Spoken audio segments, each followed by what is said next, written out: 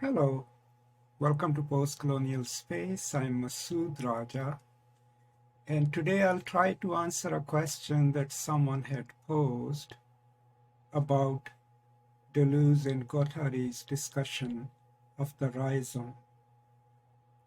Now, I must admit from the very start that I claim no expertise on Deleuze and Guattari, and even though I've read 1,000 Plato's several times, I am still baffled by the book, and it's a struggle. But I'll make an attempt to at least share my understanding of rhizome and of the rhizomatic resistance. But first, let me read the concluding paragraph of the chapter on the rhizome.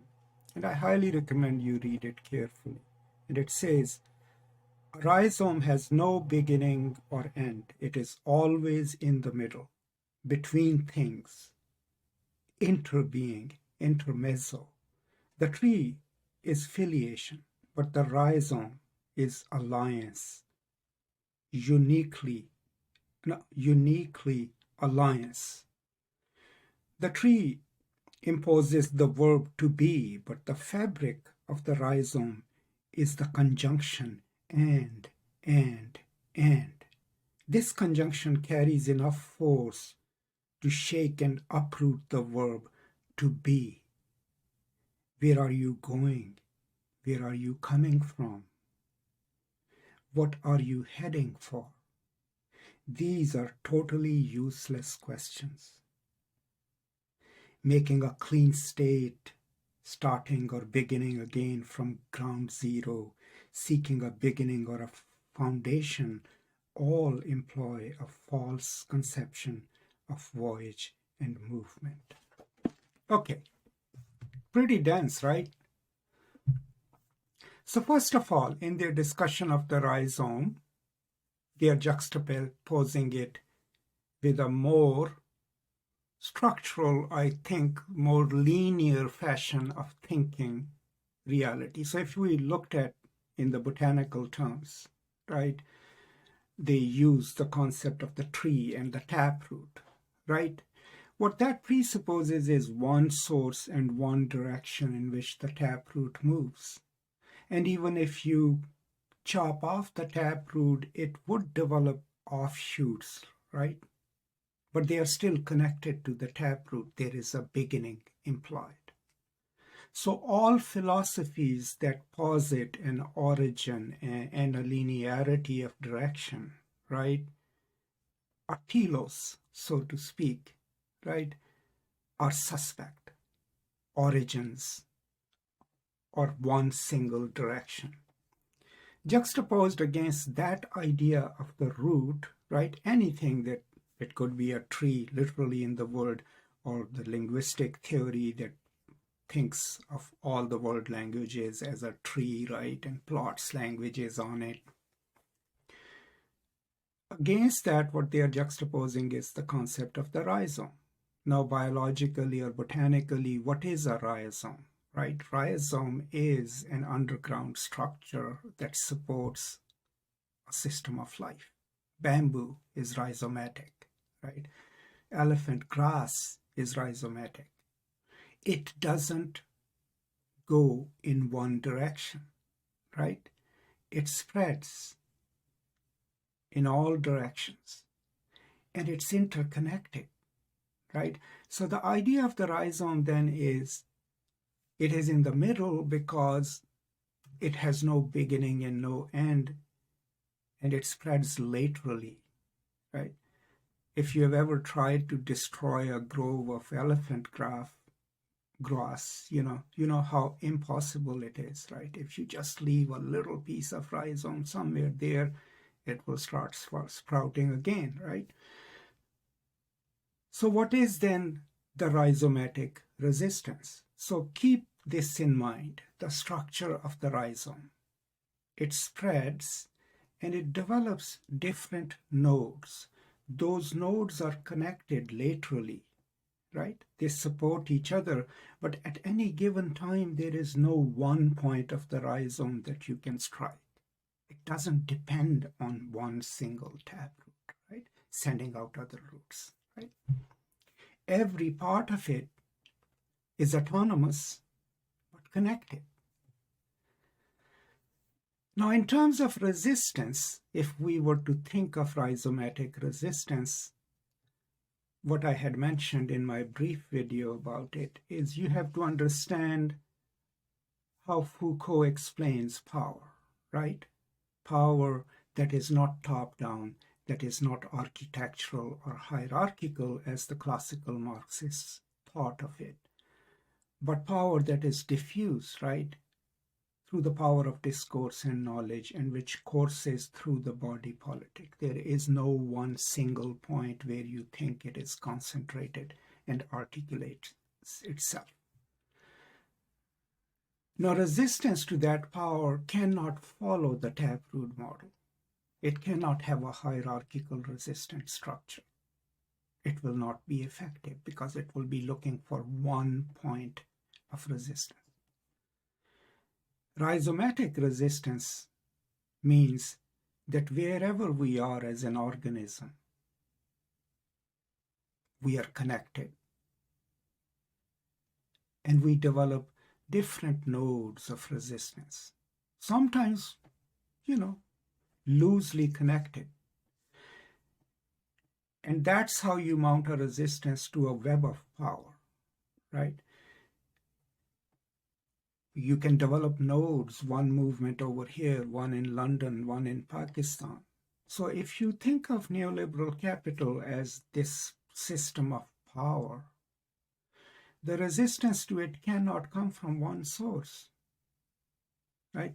It has to be rhizomatic.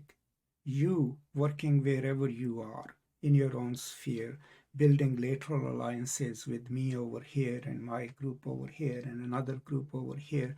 So just as neoliberal capital has different lines of flight, so does the rhizome, or thinking rhizomatically, provide us a way of thinking that is non-hierarchical, that spreads laterally, sideways, and builds alliances here and there, right?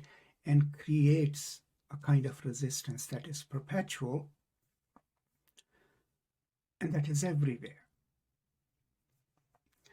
So that is roughly, in my thin understanding of the concept, what we can extrapolate from Deleuze and Guattari's discussion of the rhizome and then rhizomatic resistance. Now, if you think of it in the terms of cybernetics and the internet, you can already see that this resistance, can spread through the modes of very things that control us, the telephone and everything else, right? Now, a great example of it, which one of my great professors shared with us, was the Zapatista movement, right? Located in the jungles of Mexico, right? But from there, a communique is written by the community, right? Transformed into the language of the world through the expertise of Marcos, right? And then sent to the closest city so that it spreads to the rest of the world. There is no one point where you can attack and obliterate that resistance, right? Because it's everywhere. It's at different nodes.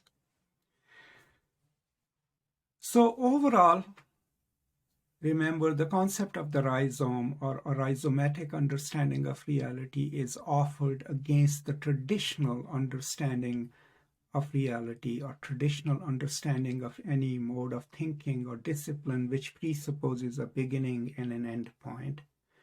In opposition to that, the reason the rhizome or rhizomatic thinking is in the middle is because the movement of thought is not just in one direction, and it's in multiple directions, and it doesn't look towards one single origin of thought at the back to arrive at the present. It's going everywhere. So what they are proposing, in a way, is,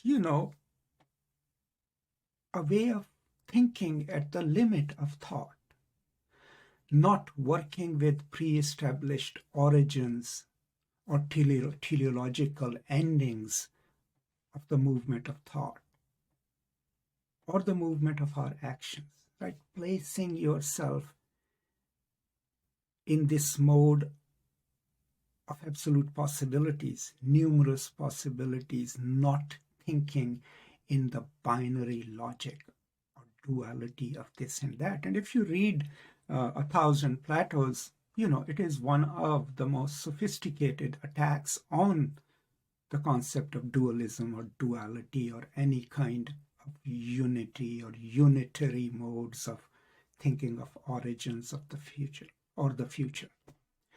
So that, roughly speaking, is my understanding of the rhizome and rhizomatic resistance.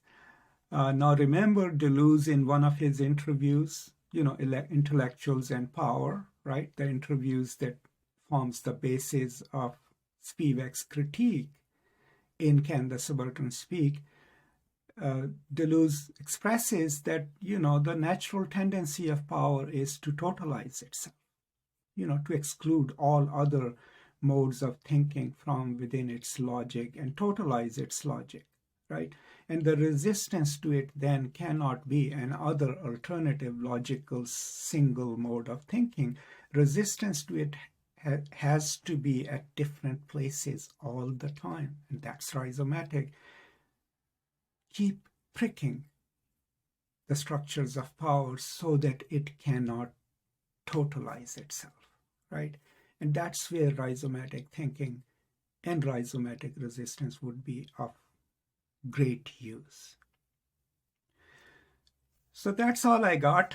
These are some of my thoughts.